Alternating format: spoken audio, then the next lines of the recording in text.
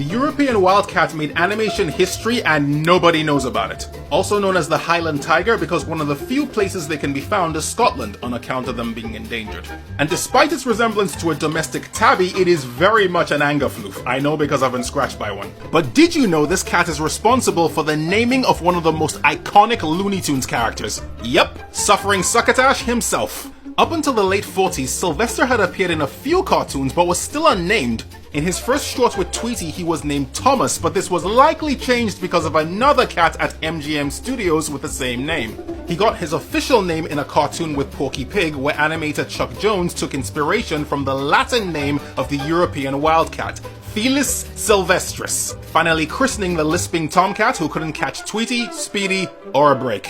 So you know how Blade was a half-vampire that hunted other vampires? Well, there's kind of a version of this that exists in the animal kingdom. Enter the false vampire bat, native to Asia. And as their name suggests, they don't drink blood, or at least not directly. True vampire bats are sanguivorous, which means that their diet consists exclusively of blood and nothing else. False vampire bats have a protein-heavy diet of red meat. What's on the menu? Small birds, lizards, frogs, small rodents, and other bats. But you probably saw that coming. They use echolocation, but they also hunt by sight and ambush, a quick bite to the skull or the back of the neck, and it's chow time for the fake vampire. And the family of bat-eating bats it belongs to also has these two bat butchers. And just to set your mind at ease, no, humans aren't on the menu. We're far too big. So I've been doing my Animal Collectives poetry series for a while now, and I've noticed some patterns in the comments section. A lot of you have your favorites, and you like letting me know about it.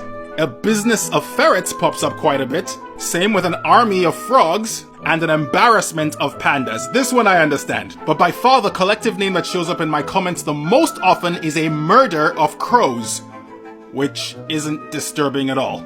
Probably the second most common name I see in the comments is a congress of baboons, which would be fine if they were actually called a congress. Officially, a group of baboons is called a troop or a flange, not a congress. The reason lots of people think it's called a congress was because of a meme on Reddit that went viral. The meme goes on to explain that baboons are called a congress because they're the loudest, most dangerous, and least intelligent of the primates, which isn't true, by the way. Anthropologist Shirley Strum studied wild baboons in Kenya for almost 38 years, and she agreed that a group is called a troop and exclaimed that she had never heard of them being described as a congress. She also said she would rather be governed by baboons than the current Congress because they are very intelligent, more socially committed, they abide by the golden rule, and are generally nicer.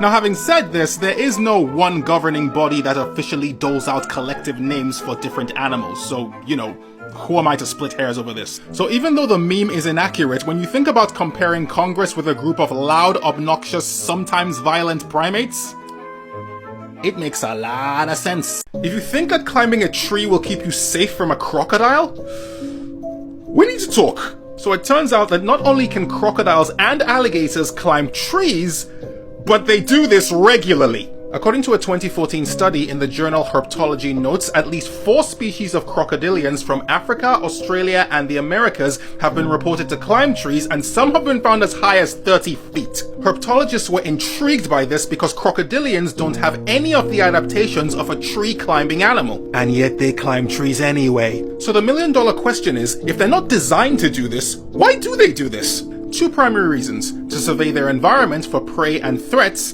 and to regulate body temperature. Since crocs are cold-blooded, the higher they climb, the closer they are to sunbathing under that big heat lamp in the sky.